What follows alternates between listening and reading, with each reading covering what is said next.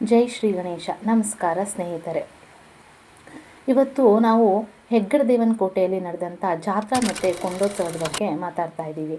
ಸ್ನೇಹಿತರೆ, ಹಬ್ಬ ಅಂದ್ರೇ ಏನೋ ಒಂಥರ ಖುಷಿ, ಸಂಭ್ರಮ. ಅದರಲ್ಲೂ ಊರ ಹಬ್ಬ ಅಂತಂದರೆ ಸಂಭ್ರಮ ಅಂತೂ ಡಬ್ಬಲ್ ಆಗೋಗುತ್ತೆ ಅಲ್ವಾ? ಹಾಗೆ ಇಲ್ಲಿ ಹೆಗ್ಗಡದೇವನಕೋಟೆಯಲ್ಲಿ 7 ವರ್ಷಕ್ಕೊಮ್ಮೆ ನಡೆಯೋ ಜಾತ್ರೆ ಈ ಬಾರಿ 9 ವರ್ಷಕ್ಕೆ ನಡೆದಿದೆ. ಅಂದರೆ ಲೆಕ್ಕ ಹಾಕೊಳ್ಳಿ ಎಷ್ಟು ಜನಗಳು ಕಾತರದಿಂದ ಕಾಯ್ತಾ ಇದ್ರು ಈ ಜಾತ್ರೆ ಸಂಭ್ರಮ ನೋಡೋದಕ್ಕೆ ಅಂತ.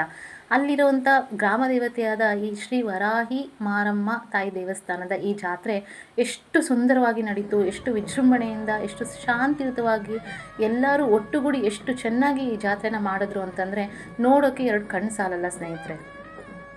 ಈ ಬಾರಿ ಅಂತೂ ಜಾತ್ರೆಗೆ ಲಕ್ಷಾಂತರ ಜನ ಸೇರಿದ್ರು. ಅಕ್ಕಪಕ್ಕದ ಗ್ರಾಮದ ಜನರೆಲ್ಲ ಕೂಡ ಬಂದು ತಾಯಿಯ ದರ್ಶನ ಮಾಡೋದಕ್ಕೆ ಮತ್ತು ಈ ಒಂದು ಜಾತ್ರಾ ಸಂಭ್ರಮದಲ್ಲಿ ಅದನ್ನು ಪಾಲ್ಗೊಂಡಿದ್ರು. ಆ ಒಂದು ಸಂಭ್ರಮದಲ್ಲಿ ಅವರೆಲ್ಲ ಪಾಲ್ಗೊಂಡಿದ್ರು. ನೋಡೋದಕ್ಕೆ ಮಾತ್ರ ಕಲರ್ಫುಲ್ ಆಗಿತ್ತು ಈ ಜಾತ್ರೆ. ಅಷ್ಟೇ ಸಂಭ್ರಮದಿಂದ, ವಿಜೃಂಭಣೆಯಿಂದ ಮತ್ತು ಶಾಂತಿಯುತವಾಗಿ ನೆರವೇರ್ತಿತ್ತು. ಎಲ್ಲರೂ ಪ್ರತಿಯೊಬ್ಬರು ಕೂಡ ಇಷ್ಟು ವರ್ಷದಿಂದ ಕಾತರದಿಂದ ಕಾಯ್ತಿದ್ರಲ್ಲ, ಆ ಜಾತ್ರೆನ ಅಷ್ಟೇ ಅಚ್ಚುಕಟ್ಟಾಗಿ ಊರಿನ ಜನರೆಲ್ಲ ಸೇರಿ ಒಗ್ಗಟ್ಟಿನಿಂದ ಈ ಜಾತ್ರೆನ ನೆರವೇರಿಸಿದ್ದಾರೆ. ಇದು 3 ದಿನದ ಹಬ್ಬ ಆಗಿರುತ್ತೆ. 3 ದಿನದಿಂದ ದೇವಸ್ಥಾನದಲ್ಲಿ ವಿವಿಧ ಬೇರೆ ಬೇರೆ ರೀತಿಯ ಏನೇನು ಪೂಜೆ ರೀತಿ ನೀತಿಗಳು ಮಾಡಬೇಕೋ ಎಲ್ಲ ಕೈಂಕರ್ಯಗಳನ್ನ ಅವರು ನೆರವೇರಿಸಿರ್ತಾರೆ. ಇನ್ನು ಮೊದಲನೇ ದಿನ ತಾಯಿಗೆ ತಂಪೆರೆಯೋದು ಅಂತ ತಂಪೆರಿತಾರೆ ಇಲ್ಲಿ. ಈ ತಂಪೆರೆಯೋದು ಅಂತಂದರೆ ಮಸಕ್ಕೆ ತಂಬಿಟ್ಟು ಮಾಡ್ಕೊಂಡು ಬಂದು ಊರಿನ ಜನ ಎಲ್ಲ ಸೇರಿಕೊಂಡು ತಾಯಿ ದೇವಸ್ಥಾನಕ್ಕೆ ಬಂದು ತಾಯಿಗೆ ಪೂಜೆ ಮಾಡಿಸ್ಕೊಂಡು, ನೋಡಿ ಇಲ್ಲಿ ಎಷ್ಟು ಚೆನ್ನಾಗಿ ಕಾಣಿಸ್ತಾ ಇದೆ ಅಲ್ಲ, ಹಾಗೆ ಈ ರೀತಿ ದೇವಸ್ಥಾನಕ್ಕೆ ತಂಪನ್ನು ತೊಗೊಂಡು ಬಂದು ತಾಯಿಗೆ ಪೂಜೆ ಮಾಡ್ಕೊಂಡು ಹೋಗ್ತಾರೆ. ತಾಯಿನ ಒಂದು ರೀತಿ ಮನಸ್ಸಿಟ್ಟು ಭಕ್ತಿಯಿಂದ ಪೂಜೆ ಮಾಡ್ತಾ ಇದ್ದರೆ ನಿಜವಾಗ್ಲೂ ತಾಯಿ ಕೇಳಿದ್ದನ್ನೆಲ್ಲ ಕೊಡುವಂಥ ಸತ್ಯ ದೇವರು ಅಂತಲೇ ನಂಬ್ಕೊಂಡಿದ್ದಾರೆ ಇಲ್ಲಿ ಎಲ್ಲ ಜನ. ಅದು ಅಷ್ಟೇ ಸತ್ಯವಾಗಿ ಊರನ್ನು ಕಾಪಾಡಿಕೊಂಡು ಅಮ್ಮ ಇವತ್ತವರೆಗೂ ಊರನ್ನು ಕಾಪಾಡಿಕೊಂಡೇ ಬಂದಿದ್ದಾಳೆ.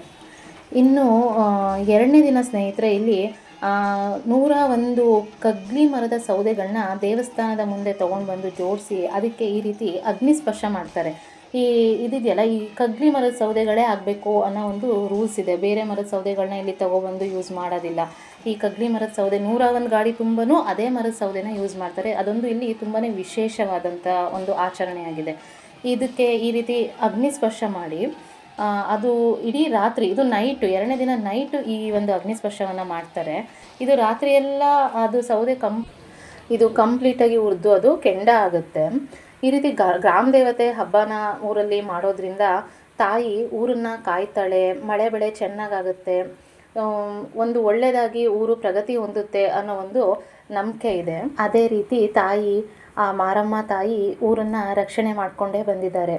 ಈ 9 ವರ್ಷಗಳ ಬಳಿಕ ನಡೆದಂಥ ಈ ಐತಿಹಾಸಿಕ ಶ್ರೀ ವಾರಾಹಿ ಮತ್ತು ಮಾರಮ್ಮನವರ ಜಾತ್ರೆಯ 2ನೇ ದಿನ ಸಂಭ್ರಮ ಈ ರೀತಿ ಕಾಣಿಸ್ತಾ ಇದೆ ನೋಡಿ ಸ್ನೇಹಿತರೆ. ಇನ್ನು 3ನೇ ದಿನ ಕೊಂಡ ಆಯೋದು ಅಂತ ಬರುತ್ತೆ. ಈ ಕೊಂಡ ಆಯೋದು ಅಂತಂದರೆ ನಿನ್ನೆ ಅದು ಸೌದೆ, ಹಿಂದಿನ ದಿನ ಸೌದೆನ ಅಗ್ನಿಸ್ಪರ್ಶ ಮಾಡಿ ಅದೆಲ್ಲ ಕೆಂಡ ಆಗಿರುತ್ತಲ್ಲ, ಅದ್ರ ಮೇಲೆ ಈ ದೇವರ ಗುಡ್ರು ಅಂತ ಹೇಳ್ತಾರಲ್ಲ, ಅವರು ನಡ್ಕೊಂಡು ಹೋಗ್ತಾರೆ.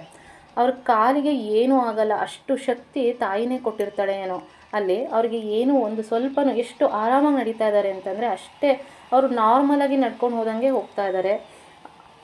ಇಲ್ಲಿ ಯಾವುದೇ ಒಂದು ಅಡೆತಡೆ ಇಲ್ಲದೆ ತಾಯಿ ಮಾರಮ್ಮನ ಜಾತ್ರಾ ಮಹೋತ್ಸವ ಮತ್ತು ಕೊಂಡೋತ್ಸವ ಯಶಸ್ವಿಯಾಗಿ ನೆರವೇರಿದ್ದು ಜನಗಳ ಮನಸ್ಸಲ್ಲಿ ಎಷ್ಟು ಖುಷಿ, ಒಂಥರ ಸಂಭ್ರಮ ಕಾಣಿಸ್ತಾ ಇದೆ, ಎದ್ದು ಕಾಣಿಸ್ತಾ ಇದೆ ಅದು.